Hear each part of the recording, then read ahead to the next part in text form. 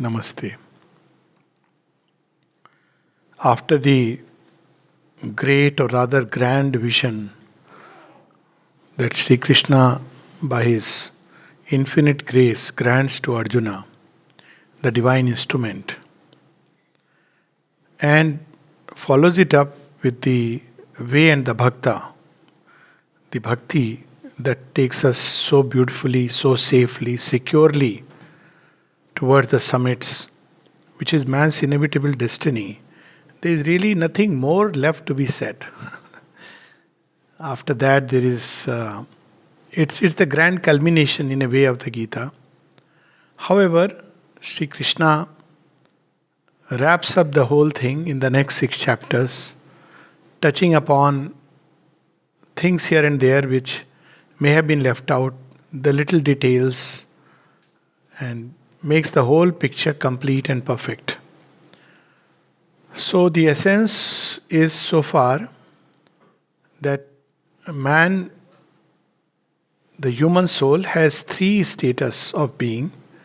One is when it is completely submerged in nature. Second, the Sharbhav. Second, when it withdraws and enters into the vast, immobile calm of Brahman. And the third status, where it can rise beyond both as the Ish, the master. He becomes one with the master of works. So these are the 3 status that the soul can assume. As to nature, there are 2 kinds of nature. One is the lower Prakriti, the lower nature, which is composed of 3 gunas, Sattva, Rajas, Tamas. And the higher nature. Sri Krishna speaks of it as Para Prakriti, the higher supernature.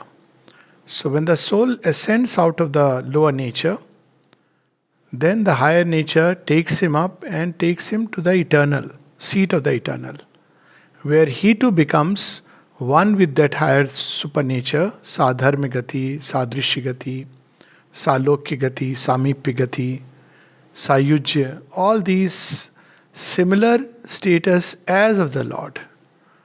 So similar, not identical, of course. So this is the essence of the Gita, and the whole journey of life is meant to be an ascension out of our state of ignorance in which we are caught by the triple modes of nature towards a state of knowledge, wisdom, strength, power, love, bliss, peace, and the entire range of qualities of the divine nature. This journey moves through many landscapes, inner and outer, but even in our ascension, and the process of course is yajna, sacrifice of the lower for the higher. That's the process.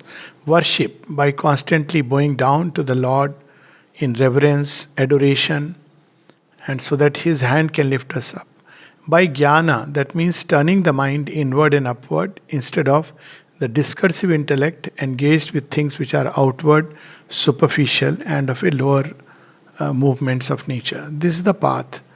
So in this ascension, while one is caught in the lower nature, he has to find some hold within that and then rise up. So you see, it is like, there are many ways one can compare it, but you must have seen whales. Whales can dive very deep in the waters. But they can't breathe there. They are mammals after all. So to breathe, they need to come up to the surface. They breathe like us. So once they fill the lungs with water, they go down into the depths. Now there are several currents, and you have to catch that current which will bring you closer to the point from where one can go beyond the gunas into that Trigunatita avastha. So Sri Krishna in some details describes these 3 currents of nature. He has already introduced us to them, the Tamas, Rajas and Sattva. They are everywhere, from the atomic structure of matter, which we know as today potential energy, kinetic energy, and the energy which tries to create equilibrium. This everywhere in this creation. It is there psychologically within us. It has same forces are acting. In a tamasic mode, we do things mechanically. We do things without thought, without consideration, without the Shastra, without even a proper will. At one place in one of our conversation, The mother asks all those who have gathered around us, have you ever thought, why do you go to the Samadhi? You do it as a mechanical movement. But have you ever thought why you go there? So, things when they are done without consideration, without clarity about the goal, without the knowledge, the Gita uses the word Shastra. Shastra is both at once what is outside as well as what is within. There is a way, there is a path which is prescribed for ascension. So, when things are done in that state of obscurity, mechanically, as maybe a dead, soulless ritual, one cannot really make an ascension. Often it only leads to more and more delusion and cloudedness. That is a gift of tamas. It says, fine, you like me, I'll give you something so that you can stay here for a long period. But fortunately, we have also rajas. Rajas comes and shakes up the tamas. Or sometimes things will happen which will shake us up. So rajas is like that state. Let's compare the two. As tamas as a state when one is completely lying on the floor in a sleep with all the doors and windows closed. And one is dreaming things. The more tamasic you are, you need much more violent sensations to wake up. So sign of tamasic people are they're extremely violent to the verge of cruelty. They like to inflict pain because they can't feel pain. They can't feel alive without pain. So they will, sorry to say, get a lot of tattoos, punctures on the skin. All the habits will be like this. They will watch such things which are very titillating to the senses, too much excitement. They don't feel alive without that. Tamasic pravarti. They can't make effort of thought. If you tell them to read Mother and Shri Aurobindo or even a high uplifting thought, poetry, they will go off to sleep. If at all they make the effort. Rajas is when the person wakes up, doesn't know where he is, and he is doing within that room. He is trying to switch on some light. So sometimes he switches on the light inside. Then, he does all kinds of things, runs here, there, jumps. So Rajas brings in the sense of activity. And it stirs us to action. Now, Rajasic activity doesn't have the modifying action of the mind. It is driven primarily by desire and ambition. Like when a person is in tamas, if you could ask him, do you desire anything? He'll say, no, just let me sleep. Isn't it? When deep sleep you wake up somebody and tell him gulab jamun khaoge, what will he respond? So it is not a victory over desire. Huh? Don't mistake a tamasic person to have won over desire. He's too tamasic even to desire. So he's in that state like stone-like and he says, no, I just want to sleep. But when he wakes up, he's hungry. He's hungry for many things. So Rajas brings in that movement through the mechanism of desire and ambition. So Rajasic ego, when people are driven by that, they are active, but they are active for satisfying some need of a worldly kind. They go to ashram. Like first example was, one person is mechanically going, praying. You must have seen people passing before Ganpati temple. Even before Samadhi, you see doing this and then little bit, or they'll pick up a coconut and photo it. You ask once, why are you doing it? No, it is done. It's like a soulless ritual. Why? Because parents did it, grandparents did it, great-grandparents did it. There is no thought involved. It's a mechanical way of life. Then Rajas begins to even revolt against the Shastra, which is required. Why? Because there is some imperfection in the Shastra. So when people are in that Rajasic state, they also revolt against the Shastra. So this is the second stage. But then again, there is no light of guidance. Then nature brings them into the sattvic current. So in sattvic current, you say, I think there is a little window, let me just open it. So you open that window, you open the door. You are not yet a free person. You have not stepped out. But you can see that there is something like a luminous light outside. And that brings to the troubled, restless, vexed soul of man some glad release, sense of inner gladness, peace, calm, tranquility, prasadam, atma prasad, sukham, a state of glad happiness. It's not the higher one. But the moment you see that there is something beyond that, then you can catch this current and go further. then you want to do things in a proper light. So a sattvic man doesn't want to act foolishly and rashly. But he must give a due consideration before he acts. He must decide, putting all his discernment to use, or he will take help of a Shastra. This is how it is to be done. You can't do it like this. There will be a careful consideration behind every action. And therefore the sattvic, whether it be even, the Gita goes on at great length to describe. The giving can be tamasic. Looks like giving is a good thing. Yes, but it can be very tamasic. You simply give without any consideration of who is the recipient. Or it can be rajasic, given, but you remember, I've given, like those politicians and mafia dons. Don't forget, mera time aayega. He is giving, but with the idea that what Duryodhana did to Karna. And Karna was fooled. Or it can be sattvic, that it cannot just be given to anyone and everyone. You have to give a careful consideration. You see these three pravartis, very interestingly, you find in even the great gods. So we have Shiva, Tamagun Pradhan. He gives freely, no consideration. Here Brahma, he is Rajogun Pradhan because creation has come out of it. So he gives, but there are conditions apply. Everything cannot be given, there are some conditions. But Narayana, Vishnu, Sattvagun Pradhan, he will not give like that. He will make you, prepare you, and because their origin, all of them have their divine origin. It's not like, imagine if that tamas was not there, there would be no ability to endure.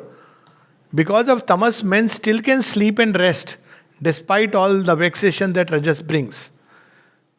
Because of rajas, human beings do not accept failure and defeat as final. They get up and move. And because of sattva, they still try to find a balance in their life, which is completely gone out of gear. So all these three gunas carry man. They seem to carry him up and down. Sattva will carry him floating upward. Rajas as if in the middle, where you don't know which way you are going. Tamas definitely downward, but the movement is always forward. There is a very beautiful line in Savitri. Even when our souls fail to look inside, still we have parts that grow towards the light. So that is the saving grace, that this vast sea, ocean of consciousness, even within the lower sea, Aprakritim Salilam inconscient, there is the superconscient. And unknowing to us, we are being impelled forward. The difference is, if we live in tamas, it will take eons. We are clinging to that mud. We are refusing to move. So it will take long, and maybe because we are in a state of delusion, we will get quite a few shockers. We suddenly see a shark and I have to save my life. If we are living in rajas, we will move. Maybe we may take a big leap toward the future. Rajas is like that. Or we may suddenly take a leap in a contrary direction, because Rajas is like that. It wants change for the sake of change. But the Sattvic current makes our journey smooth, passage safer, and from there one can ascend. So in all spiritual disciplines, they may put it this way or that way. Sattva also mellows down the ego. All three are egoistic states. But in Sattva, Tamasic ego is very hard to crack. Give any reason to a person, the person is impervious. Tamasic ego, it just holds on to what is, that's it. My stock of knowledge. Don't try to tell me. My Bab Dada told me in my village, that's how it was. Don't try to explain, understand, reason out. The Rajasic man is quick to break. But the Sattvic man tries to understand things by luminous reason. Some kind of reason. So the ego also becomes more pliable. You can discuss with a reasonable man. But if a person is overtaken by Rajas, if Rajas comes in the discussion, then it's no more a discussion, it's argument. It's a fight. So that's how these three currents carry human beings forward. So generally in all spiritual discipline, the advice is to become more and more sattvic. Cultivate sattva. It is like moderation of desires. Don't be driven by desire. Don't be driven by the crude vulgar ego. Don't do things mechanically, but try to understand, read what has been given to us by the great and luminous one. Try to find some principle of guidance in life. Be reasonable, control your impulses by a kind of guiding light, at least reason. So, this is how a Sattvic man gets prepared for something higher. Sattvic man wants to do things in the right way. Moralistic purity, ethical purity, they are not the ultimate truth, but they are required as a passage. So, Sattvic man wants to do things like that. He is not driven just by the blind impulse of the vital. Now, in the Gita, it is simplified by saying that by and large, human beings fall into these two categories. One where there is the prominence of Rajo Tamasic Guna. It is Rajas but gravitating towards Tamas. And the other which is Rajo Sattvic Guna. There is Rajas but moving towards Sattva. To the former creatures, beings, human or otherwise, where there is the tendency from Rajas towards Tamas, the term used is Asura. Who is the Asura? He is the Rajo Tamasic human being. He is active, but he is driven by violent activities and violent deeds. He thinks life is only for satisfaction of desire. He is Rajasic. After that, he just wants to enjoy life, sit, drink, eat, drink, be merry. His life is for food, his life is for lust, his life is for fulfillment of ambitions. And therefore he is bound by 100 bonds of anxiety. Asura is very anxious because he is all the time looking at the share market graphs. And he wants to be ahead of somebody else. Ambition, wants to. So this is the Asuric nature. Asuric natures move in a deluded way. God is hidden from them. And they may be very religious, they may go to temples, but they do not know, as the Gita puts it, me who dwells within their body. Therefore they give to their body, Lord, they abuse their bodies. And in that process, Sri Krishna even says in Sattvic nature, speech can be Sattvic, thought can be Sattvic, and Rajasic and Tamasic and so on. Whereas on the other hand, we'll read that description. On the other hand, there is the Rajo Sattvic nature. They are the Devas, godlike. They are also active. They have an ego. It's not like they don't have an ego. But they have an ego which is not impervious to reason or higher things. Rather, it wants to obey the higher things. So somebody with a Daivik nature, if you tell him, Sri Aurobindo has said this, or your master, they have reverence for the master, the wisdom. So you tell them that, Mother and Sri Aurobindo, I'm saying in our context, it could be the Gita or whoever is the master. The master said so. Oh, is it? So they will meditate, reflect upon it. They will not say, but I think like this and how. Because that's the Rajasic, the Asuric tendency. But the Sattvic people have a reverence for the master. And they spend their time in reading and gaining knowledge. They read the scriptures. So Devic kind of people are they. They don't live for just satisfaction of their desire. But they are sacrificing, long suffering. They like to endure upon themselves. They think about others. They are considerate, kind, and all these qualities. Not that they are not forceful. They have tej of a different kind. They use their speech for creating goodness and beauty in the world and not lash it out in a way like the arrogant Asura to abuse and create disorder and chaos in the world. So this is how there are two categories of human beings. Of course, Sri Aurobindo comes with a saving grace. He says this should not be taken as a summary judgment. Everybody has some mixture, and most human beings start with an Asuric nature. It is by conversion that they become Daivik. So invariably we will see in most human beings a mixture. So we should not start judging. Oh, he is an Asura. He is a Deva. Well, everybody has a little bit of Asura in him, and everybody has everybody has quite a bit of Asura in him. Average humanity. Not those who have taken truly to spiritual life. And everybody has a little bit of Deva in him. And as long as one is human, even when the Devi Gun develops to an acme, that little Asura will remain. Sri Aurobindo even uses a very interesting thing in aphorism that, one should have a little bit of titan in oneself. It becomes like the driving force. Too much of Sattvic man keeps giving, conceding.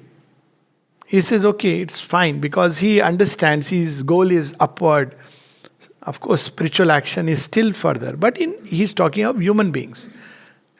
And to those who are of asuric predisposition, the Gita says something very interesting. What a way divine renders justice. It's not based on your deeds. The Gita says very clearly it's not the deeds, but the faith and will which is behind them. And he says the faith and will can be of three kinds.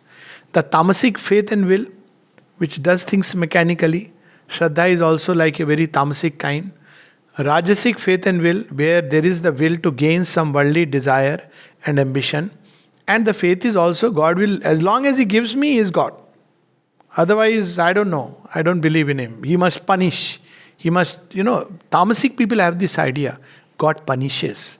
He, gives death. Something here, people have all kind because they don't read Mother and Sri Aurobindo. Even here at some point of time. Other day, 2 days back, somebody was telling me that, see, that person, said something or did something. So he died. See how he died so early. So early was 60s. So I said, do you know that Swami Vivekananda died at 39? So don't draw such conclusions by the age of people. There are asuric beings who live up to late 90s and we know the Lord Himself. So this idea of drawing conclusions and thinking divine is a punisher, these are all unthinking, deluded because the asura believes in this. Asura believes in punishment.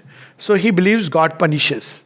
So God also responds like this. He seems to become apparently cruel because this is how he understands. So to asuras, what does Sri Krishna do? He says, I cast them into more and more asuric births. Why does the Lord do that? This is mercy. How it is mercy? Because rapidly, they are anyways going to touch rock bottom.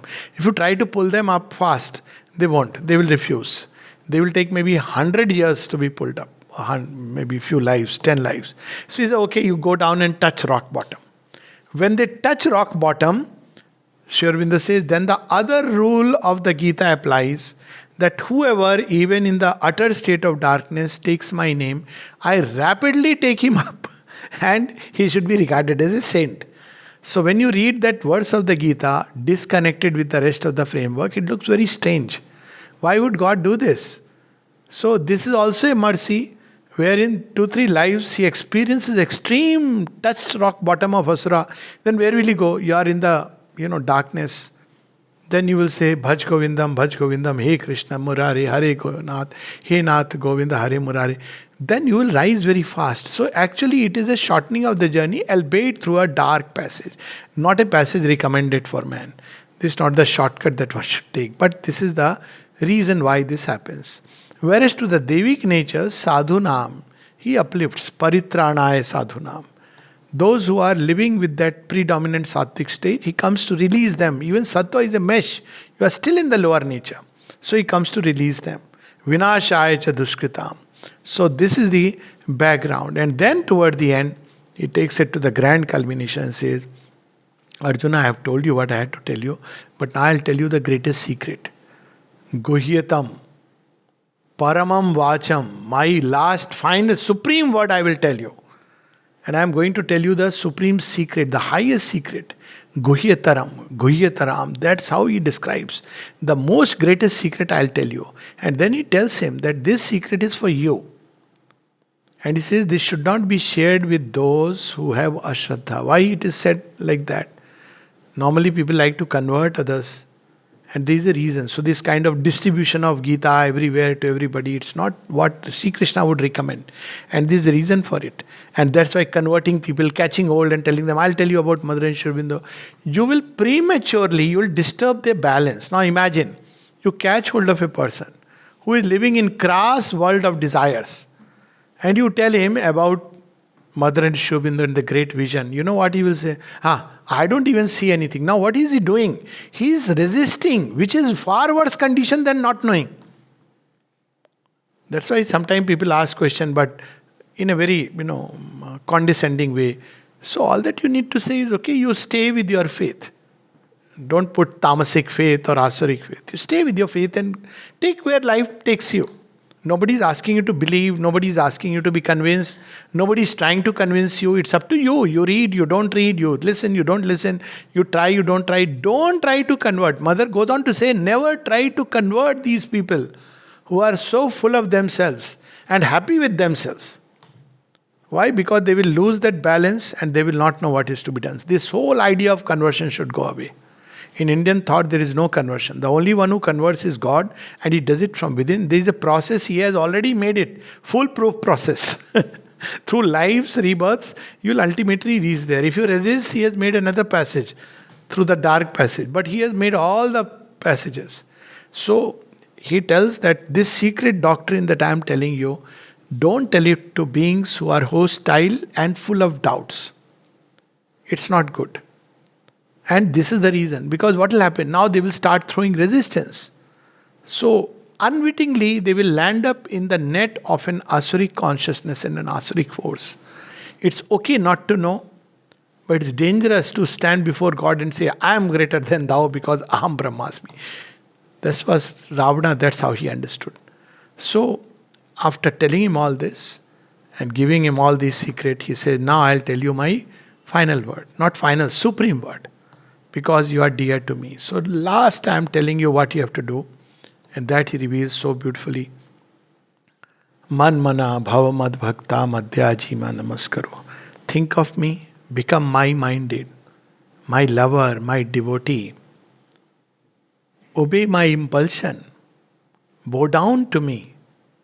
Make me your life, your aim, your goal, your path, everything. So what will happen with that? Forget all other dharmas. What you have to do, what you don't have to do. Dharma also he reveals here, I am the Chaturvarna, I have established the fourfold order of society, which is an evolutionary order, and I am not going into it because we have spoken about it several places. What fourfold order was also an evolutionary order which you can understand. If you understand that there is rebirth, then it has to pass through stages of evolution. So that was what it was. Now it has been broken, its truth will always remain, that evolutionary stages will be there. Nevertheless, at the end he says, Sarva Dharman Parityaja. Here dharma is not religion. Krishna is not saying, leave all religions, come to my religion. No. Krishna's cult is infinite. So he says, Sarva Dharman, all laws and ways of being. Even the sattvic way of being. Now one is prepared. Sarva dharman parityaja mamekam sharanam vraja. Why he is specifically speaking of that? He has said that ahimsa, daya, these are the great qualities of the Daivik nature which Arjuna has. But now he is asking him to do ghoram karma. So he must tell him that, there will come a stage when sarva dharman parityaja mamekam sharanam vraja. Take refuge in me alone. Aham tva sarva papebhyo mokshishyami masucha. I will deliver you from all sin and evil, do not grieve. And listening to that, Arjuna says, Nasto moha. All my delusion is gone. All the vexation of my soul is gone. There is clarity. And I am ready to engage in whatever you command me to do. And Sanjay says, wherever there is Krishna as the Sarathi, Yatra Yogeshwara Krishna, Yatra Partho Dhanurdhara. And once skilled, surrendered to the Lord as his perfect instrument and channel, there is victory, there is victory. This is my final verdict, having heard the entire divine discourse. And Dhritarashtra somewhere shudders in his chambers because he sees what he refused to see. So we'll just read, that's the grand culmination of the Gita. We'll just read. So what are the signs of those who are ready for the spiritual knowledge? Sri Krishna reveals these signs are the recognized and traditional characteristics. His strong turning away of the heart from attachment to outward and worldly things. It's important, that you don't feel engaged like that. You don't want them. If they come, it's okay, but that will go away, this attachment to outward. His inward and brooding spirit, his steady mind and calm equality, the settled fixity of his thought and will upon the greatest inmost truths. seeking for truth upon the things that are real and eternal. No outward sign. The person may be in an ashram, person may be outside, he may be just roaming around in the vast jungle, he may be living in New York or New Delhi. These are the inner signs. There is no outward condition. It's not about religion. It's not about how many times one is doing what. But the inner condition, the mind thought is brooding upon the truths. Wherever he goes, one wants to know the truth behind things. There is fixed in him a total absence of worldly pride and arrogance. मैं हूँ तो भगवान कहते हैं तू ही है. God also responds. Somebody asked the mother, why does divine give to asuras their boast? They are boasting and he gives to them only all the awards. So he says, because that's the fastest way to reach. They will implode. Every time they get a reward and recognition, see, I am the one. Till one day they realize there is only one I in the whole universe. But they have to reach that point where the bubble burst, implosion. So, but the sign of a person who is ready for spiritual life is absence of pride. He doesn't throw his weight. You don't know who I am? This is tested before we enter the ashram. कौन है? कहाँ से आया? Where are you coming from? What department? Where? Which guest house? No. Now that time if you say, you don't know who I am, oh, you lost it. You see, divine has posted right people everywhere to help us grow. And then you say, okay, Lord, if you want me to wait outside, I will wait. You will come here and take me in and see the magic that happens. So this is how absence of pride and arrogance. A candid soul, candid like a child, clear. A tolerant, long-suffering and benignant heart. Acha, you did this to me, wait. I'll have my day and I'll have my turn. He won't say that. Devi nature is, one ready for spiritual life is like this. Purity of mind and body, not trying to deceive people. Self-control and a masterful government of the lower nature and the heart's worship given to the teacher. Whether to the divine teacher within or to the human master in whom the divine wisdom is embodied. Then there is a nobler and freer attitude toward the outer world, an attitude of perfect detachment and equality. One moves around with the world, but not with the senses, but something else, a deeper thing. Freed from the claims of that constant clamorous ego sense, ego idea, ego motive, which tyrannizes over the normal man. This man will be very helpful if I have a problem. Let me take his number. Sir, number kya hai aapka? Politician, Not realizing that he will not even recognize you, and all likely people like, to gather around some famous people, get a photograph taken, and then they paste it on the Facebook. Because they believe sincerely, and most of humanity is like that. That if I have contacts, so-called contacts, with the rich, the so-called mighty, with the famous, with the people high up, this is going to help. So, when the lower kind of humanity, gravitating downwards, meet the world, it has that framework. And it will not meet and mix with the humble and the lowly because they are below him. But that's not the way a spiritual seeker. There is no longer any clinging to the attachment and absorption of family and home. Oh, my family, my home, my family, my home. Sometimes God says, okay, you don't want to understand, no? Okay. So Graha Yuddha starts. Then God makes sure that I was jokingly mentioning today to someone that somebody had come to me long time back, about 2.5, 3 decades back.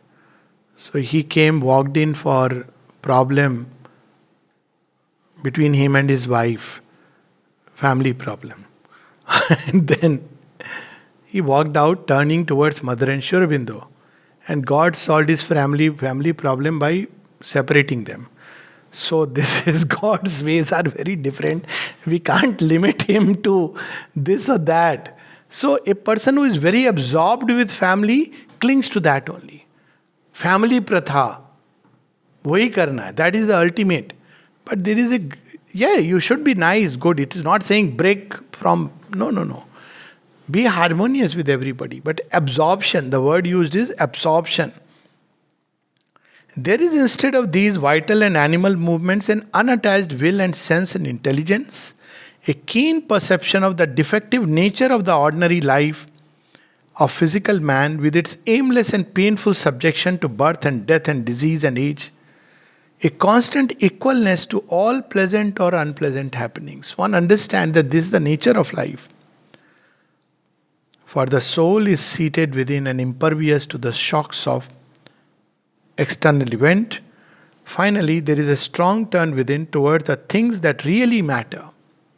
A philosophic perception of the true sense and large principles of existence, a tranquil continuity of inner spiritual knowledge and light, the yoga of an unswerving devotion, love of God, the heart's deep and constant adoration of the universal and eternal presence. This is the sign that a person is growing spiritually. No other external signs. And there is a Mahavakya there. The one object to which the mind of spiritual knowledge must be turned is the eternal, by fixity in whom the soul, clouded here and swathed in the mists of nature, recovers and enjoys its native and original consciousness of immortality and transcendence. To be fixed on the transient, to be limited in the phenomena, is to accept mortality. What a Mahavakya this is. So, then the Gita takes us beyond the guna, and then I'll read a little bit about the Deva and Asura. This is another thing which at least I had put and fixed in my room long back, just like Mother's 12 qualities, that these are the qualities which should be cultivated. The Deva nature, how to know who is a Deva and who is a Asura. But again, everybody has a little bit of Asura and a little bit of Deva. Huh? Even the Asura will have some Deva. Bring it out, it will come out. But by and large, to know, it also means not to judge others, but to see in myself where are the godlike qualities, to develop them and to reject the Asuric nature. This is what this summary description is. It is not meant to judge anybody. So the Deva nature is distinguished by an acme of the sattvic habits and qualities. What are they? Self-control. He is not impulsive, just rushing to every impulse. Okay, let's go there, let's party, let's enjoy. He doesn't do that. He gives a calm consideration, self-control, sacrifice. As the mother describes that she had to watch a movie in a theater, not a movie, but a program, and there was another person sitting behind, and he couldn't see because, she's sitting in front. She realized and she quietly slipped in the chair so that he can watch. She could not enjoy that. Enjoy means watch it in that way, but she experienced that deep joy. This is the Buddhist doctrine also. So this is where sacrifice. One should sacrifice to the divine, to fellow human beings, whatever. He can easily sacrifice. The religious habit, cleanness and purity, candor and straightforwardness. Doesn't keep on, hiding things here and there. Candor, childlike candor and straightforwardness. Truth, calm and self-denial. Compassion to all beings, modesty, gentleness, forgivingness, patience, steadfastness, a deep, sweet and serious freedom from all restlessness. Not the stoic freedom from restlessness. It is a deep, sweet and serious freedom. So there is in it a sweetness. Levity and from all restlessness, levity and inconstancy are its native attributes. What is levity? That kind of light jokes which are of a very dark, people are supposed to laugh on it with all kinds of things. So is sattvic nature freed? There is in it the sense of humor, but not of this crude, vulgar kind. What about the asuric nature? The asuric qualities: wrath, greed, cunning, treachery, willful doing of injury to others. I mean, you may do things which may injure or hurt somebody, but it's not willful. Willful doing of injury to others, pride and arrogance, and excessive self esteem has no place in its composition. There is self esteem, but not like I am the only one in the world. But its gentleness and self denial, and so these are foreign to the have no place in its composition. Meaning, thereby, these are asuric qualities which the Devic people won't have. So, but its gentleness and self denial and self control are free too from all weakness. Don't underestimate the power of a Deva. He is very quiet, benignant, gentle, soft. But this softy can become like Mandakini, a mighty river, and when it flows, God forbid, if you are in the course, you'll be washed away. So, it's like Shiva, benevolent to a default or by design. But if Shiva wakes up and picks up the Trishul, then all the, even the Asuras. So it is not a weakness. It has energy and soul force. Strong resolution, the fearlessness of the soul that lives in the right and according to the truth, as well as its harmlessness. Tejaha, Abhyam, Dhriti, Ahimsa, Satyam. Here ahimsa is no willful doing of injury. You don't want to injure somebody. But if in the course of the dharma, you have to live for truth, higher truth, yes, that's a different thing. The whole being, the whole temperament is integrally pure. There is a seeking for knowledge and a calm and fixed abiding in knowledge. This is the wealth, the plenitude of the man born in the Deva nature. This is the money he gets, wages, delight and peace. What about the Asura? He also gets money of a different nature. He also has a wealth. The Asuric man becomes the center or instrument of a fierce, titanic, violent action, a power of destruction in the world, a fount of injury and evil, arrogant, full of self-esteem and the drunkenness of their pride. These misguided souls delude themselves, persist in false and obstinate aims, and pursue the fixed impure resolution of their longings. They imagine that desire and enjoyment are all the aim of life, and in their inordinate and insatiable pursuit of it, they are the prey of a devouring, a measurelessly unceasing care and thought and endeavor and anxiety till the moment of their death. Because they are all the time. Who will take away my wealth after I die?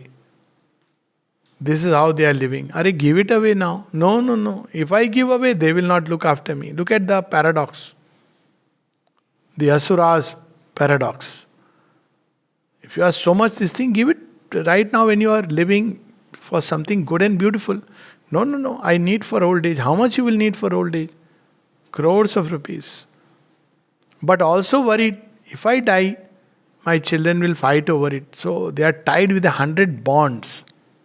Bound by 100 bonds, devoured by wrath and lust, unweariedly occupied in amassing unjust gains which may serve their enjoyment and the satisfaction of their craving, always they think, today I have gained this object of desire, tomorrow I shall have that other. Today I have so much wealth, more I will get tomorrow. I have killed this my enemy, the rest too I will kill. I am a lord and king of men. I am perfect, accomplished, strong, happy, fortunate, a privileged enjoyer of the world. I am wealthy, I am of high birth. Who is there like unto me? I will sacrifice, I will give, I will enjoy. Thus occupied by many egoistic ideas, deluded, doing works, but doing them wrongly, acting mightily, but for themselves, for desire, for enjoyment, not for God in themselves and God in man, they fall into the unclean hell of their own evil. They sacrifice and give, but from a self regarding ostentation, from vanity and with a stiff and foolish pride. So, they belittle the God hidden in themselves and the God in man. So, he speaks about the Adham Gati and the Asuric birth. So, this is, very strange and interesting. I mean, this is the kind of nature which you see when people put plaques. When they give, they will give and sacrifice also. They want their names. People are so happy. Sometimes it's so strange. You will see the name of the temple in their name. I don't know what happens.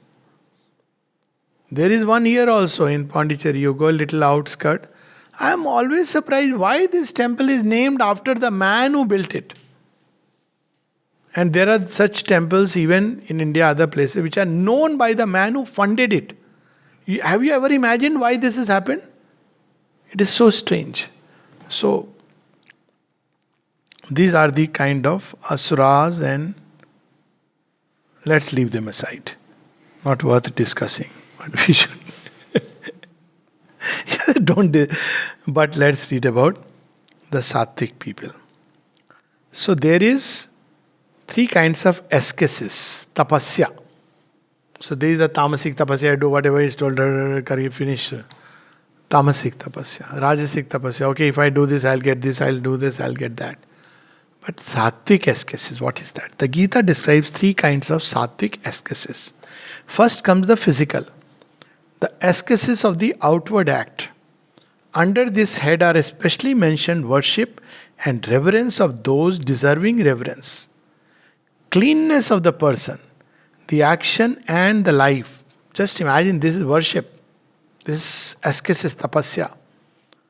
The action and the life, candid dealing, sexual purity and avoidance of killing and injury to others. This is tapasya in its own right.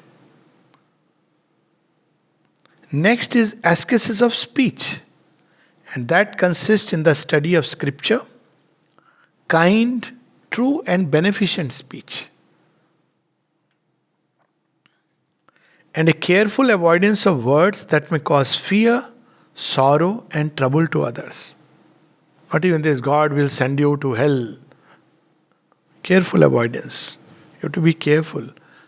Whether He sends people to hell or not is a different thing altogether. People built hells. God is busy taking them out of that self-created hell.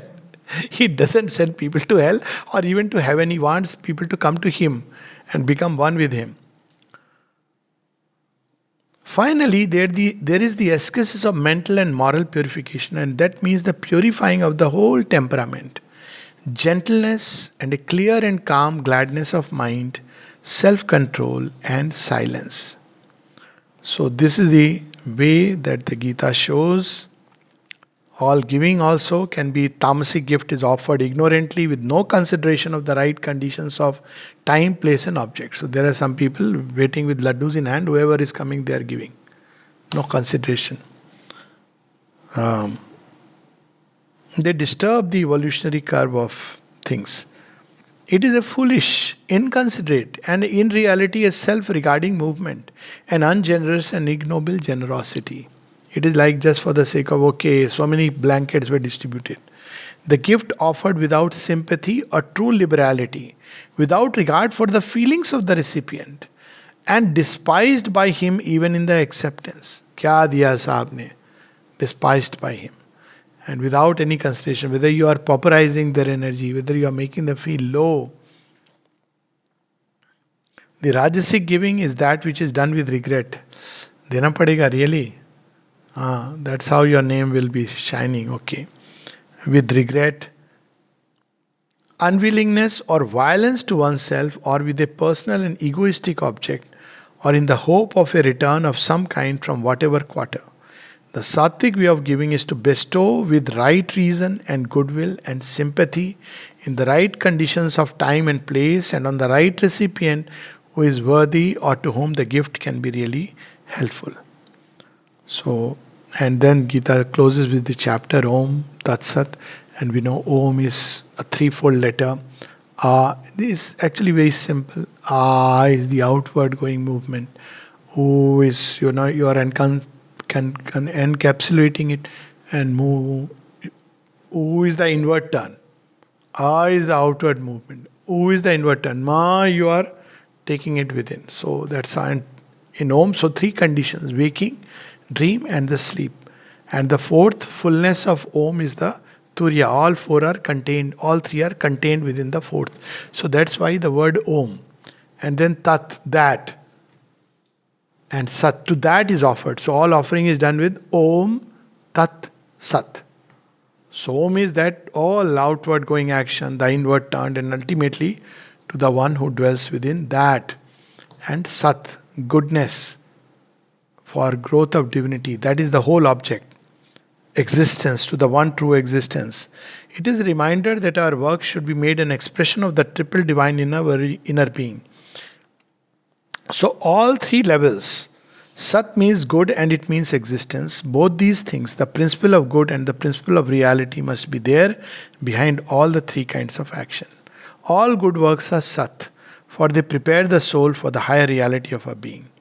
All form abiding in sacrifice, giving and ascesis, and all works done with that central view as sacrifice are Sat, for they build the basis for the highest truths of the spirit. And finally, let's read that last final word. After revealing all this, he reveals the Guhyatamam, that secret, which is the supreme secret. All other highest dharmas are only a preparation for this dharma. And all yoga is only a means by which we can come first to some kind of union, and finally, if we have the full light, to an integral union with the master and supreme soul and self of our existence. The greatest yoga, which yoga? He has told all the yogas. But what is the greatest yoga? The greatest yoga is to take refuge from all the perplexities and difficulties of a nature with this indwelling Lord of all nature, to turn to Him with our whole being, with the life and body and sense and mind and heart and understanding, with our whole dedicated knowledge and will and action, Sarva Bhaven, in every way of our conscious self and our instrumental nature. And when we can at all times and entirely do this, then the divine light and love and power take hold of us, fills both self and instruments, and lead us safe through all the doubts and difficulties and perplexities and perils that beset our soul and our life. Now, we must know that this supreme secret is given at the end. It is not saying, okay, be in tamas and just say, God, I am, take everything. It's not like that. If we do it, He will still take us through those currents, make us reach there. Because that is the way things are. But even with the sattva, we discover that we are not free. Having tried everything, there is something which is still holding us back from the utter godness of our being. For after giving out all the laws, the dharmas, and the deepest essence of its yoga, after saying that beyond all the first secrets revealed to the mind of man by the transforming light of spiritual knowledge, Guhyat, this is a still deeper, more secret truth. Guhyataram, the Gita suddenly declared that there is yet a supreme word that it has to speak, Paramam Vacha, and a most secret truth of all, Sarva Guhyatamam. And that he speaks in these words. Thus runs this secret of secrets, the highest, most direct message of the Ishvara. Become my-minded, my lover and adorer. My-minded is think of the Lord. Try to read, understand what the Lord wants of me, what the Lord thinks, if I can receive it and fulfill it in life. Become my-minded, my lover and adorer, a sacrificer to me. Bow thyself to me thou shalt come. This is my pledge and promise to thee, for dear art thou to me. Abandon all dharmas and take refuge in me alone. I will deliver thee from all sin and evil. Do not grieve. So these people often say, why is Krishna asking us to bow down to him? Well, he is giving us the greatest secret. In any case, you are going to bow. You will bow before people, 100 people. Every elder you will start touching the feet. Every man in power you will start folding hands and say, Sir, aap hi ho. Every person in power you will bow. So he's saying, instead of doing all that, it is enough if you bow to me. That's what he's saying. Bow unto me. I will take care of everything. What a great assurance. It is the utterance of the supreme power. You don't have to do all this. Bow unto me. Sacrifice to me. You are sacrificing your life. Here people say, all my life I have sacrificed. To whom? To family. So what will you get? At the end of the day, you will become a picture frame. For 1 year, they will put full mala. Maybe they'll do a shraddh, more to assuage their guilt. Oh, we couldn't look after, so every year, oh, I do shraddh. Babuji ka shraddh karna hai. Because you feel comforted. You feel somewhere connected. It's not for him. He has gone. So instead of all this sacrifice, give to me, sacrifice to me. The Gita throughout has been insisting on a great and well-built discipline of yoga, a large and clearly traced philosophical system on the Swabhava and Swadharma, on the Sattvic law of life as leading out of itself by a self-exceeding exaltation to a free spiritual dharma of immortal existence, utterly wide in its spaces and high lifted beyond the limitation of even this highest guna, on many rules and means and injunctions and conditions of perfection. And now suddenly it seems to break out of its own structure and says to the human soul, abandon all dharmas, give thyself to the divine alone, to the supreme Godhead above and around and within thee. That is all that thou needest. That is the truest and greatest way. That is the real deliverance. All this personal effort and self-discipline will not in the end be needed. All following in limitation of rule and dharma can at last be thrown away as hampering encumbrances if thou canst make a complete surrender to me. Depend alone on the Spirit and Godhead within thee, and all things entrust to His sole guidance. Turn all thy mind to me and fill it with the thought of me and my presence. Turn all thy heart to me, make thy every action, whatever it be, a sacrifice and offering to me. That done, leave me to do my will with thy life and soul and action. Do not be grieved or perplexed by my dealings with thy mind and heart and life and works, or troubled because they do not seem to follow the laws and dharmas man imposes on himself. Then I'll make you dance to my tune. And it may be baffling. My ways are the ways of a perfect wisdom and power and love that knows all things and combines all its movements in view of a perfect eventual result. For it is refining and weaving together the many threads of an integral perfection. Whatever difficulties and perplexities arise, be sure of this, that I am leading thee to a complete divine life in the universal and an immortal existence in the transcendent spirit. We'll close with a little letter of Sri Aurobindo, where he says, strength, if it is spiritual, is a great power. No? Swami Vivekananda spoke so much about it. Na yamatma balhin. In the Upanishad speak, this is not for the weak. Spiritual strength. The power of mastery over one's nature. Strength, if it is spiritual, is a great power. A greater power is sincerity. Just imagine. But the greatest of all powers is grace. And then he says, how many times have I not reminded you of the great supreme word of the Gita? Abandon all dharmas and take refuge in me alone. I will deliver thee from all sin and evil. Do not grieve.